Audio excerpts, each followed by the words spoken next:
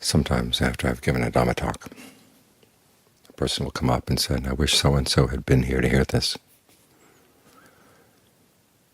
And the thought that immediately comes up in my own mind is, well, where did you hear this? We're here to train ourselves. The Dharma is a mirror for us to look at ourselves at.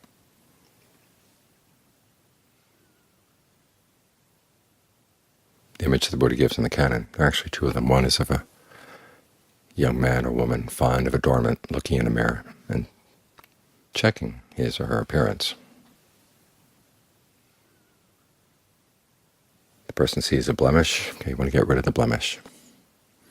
If there's no blemish, then you can take satisfaction that you look good. Of course, here we're not concerned about looking good. Our mirror here is our actions. That's the image the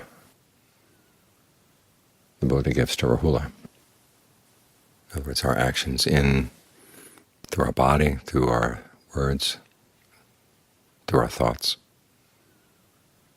How would they look if you looked at them in a mirror? What shape would they have? How many blemishes would they have? And what could you do to get rid of the blemishes? That's what we're here for. Now, our problem is, of course, that our eyes point out. They don't point in very much. And so we're seeing other people's actions. But there's a way of using them as a mirror, too. If you see someone do something that's really ugly to look at, you can ask yourself, do I do that? If you see them doing something that's really admirable, you can ask yourself, can I do that?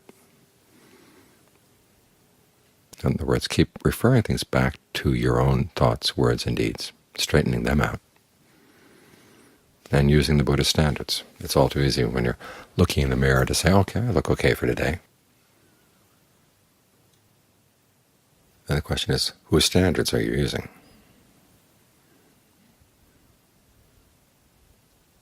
There was a comic strip that was famous in Thailand years back, and it's still well known. It's the Japanese comic strip, Doraemon. And there's one of the episodes in which Nobita, who's very plain-looking, switches bodies with Shizuka, the girl that he's aspiring toward. She looks at herself in the mirror with this new body. She says, aren't you ashamed of yourself to go around like this? We're used to looking at our face and seeing it every day, and it becomes perfectly okay, perfectly normal. But there are people who would be ashamed to go around with your face.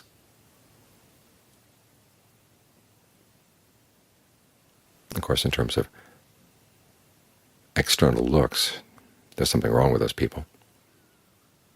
But try to think of your actions in the same way, and then it's a different story. If the Buddha looked in his actions and saw what you're doing, what would he think? And when he gives standards, so you know, it starts with the precepts. Let's take right action, for example. No killing, no stealing, no illicit sex. I've been talking recently to people who are surprised to find out that there are moral absolutes in the Buddhist teachings. Everyone seems to think that moral absolutes are blind and simplistic. Well, the Buddha wants things to be kept simple because our mind is so complex, and if you start trying to introduce complexities into these issues, all kinds of defilements can sneak into the corners. You can give reasons for killing, you can give reasons for stealing, you can give reasons for illicit sex. We have the spectacle now of a famous Buddhist monk saying that there are times when killing is okay. Well, you look at his reasons, and you begin to wonder what kind of defilements is he hiding through his reasonable rhetoric. The same goes with all the other precepts. The precepts against lying, harsh speech. Lying is the big one. There are times the Buddha says a harsh speech is okay, but lying, no.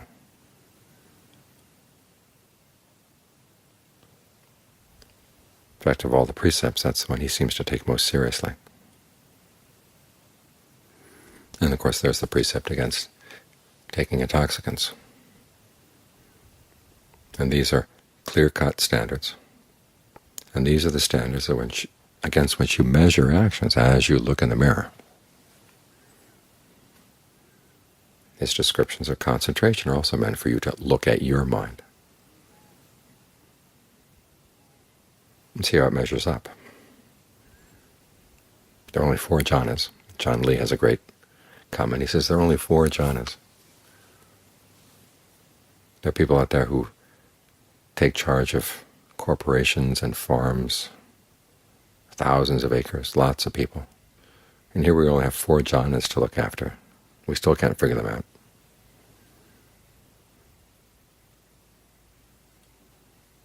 So these are standards against which we can measure our thoughts, words, and deeds,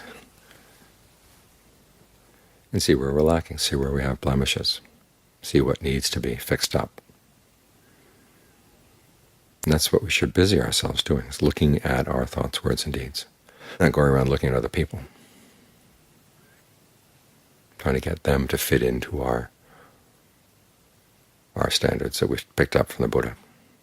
This is one of the reasons why people don't like moral absolutes, is because other people try to impose them on them. We're not trying to impose them on anybody else. We're offering them as a training. We train by this, and we learn that we benefit from it.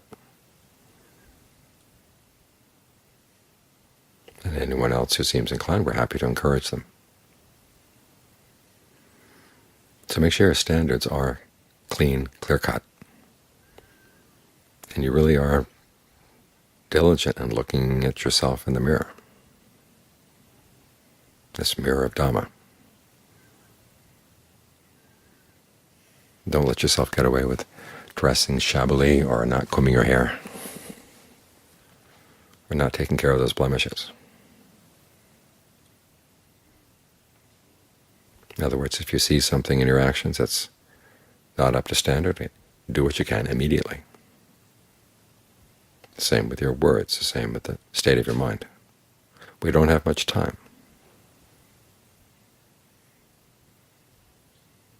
And particularly, we don't have a lot of time to go around looking at other people. Aside from what I just said, which is that look at them as examples. Are they a good example? Okay, what can you do to live up to that good example? If they're not a good example, ask yourself, okay, do I have that? When each of us is looking after his or her own appearance in the Dharma mirror, there's not much conflict, not much reason for conflict. Because after all, where does conflict come from? It comes from a kind of thinking that the Buddha called papancha, or objectification. Sometimes you hear papancha as meaning just thoughts going out of control, but that's not what he's talking about. It's our way of looking at things where we define ourselves. I'm this way, and I'm that way. And in order to maintain our identity that we take on as the thinker of these thoughts, we have to lay claim to part of the world. Well, other people have their part of the world. And we find other people in our world, and we want them to fit into our ideas of what the world should be, and that creates all the trouble we see all around us. So to start getting rid of that kind of thinking, you look inside to see where these trouble-making thoughts come from, because they cause trouble not only for other people, but a lot of trouble inside. So much so that a lot of people don't even want to look at themselves in the Dharma mirror.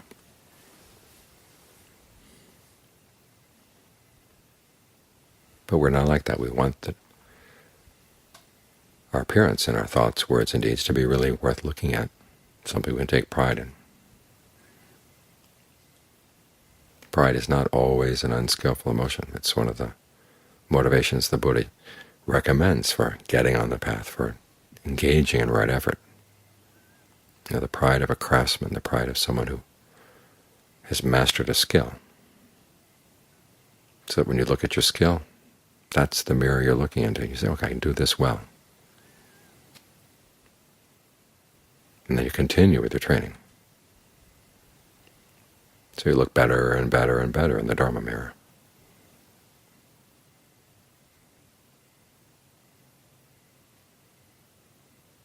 That's how we use the Dharma in the correct way.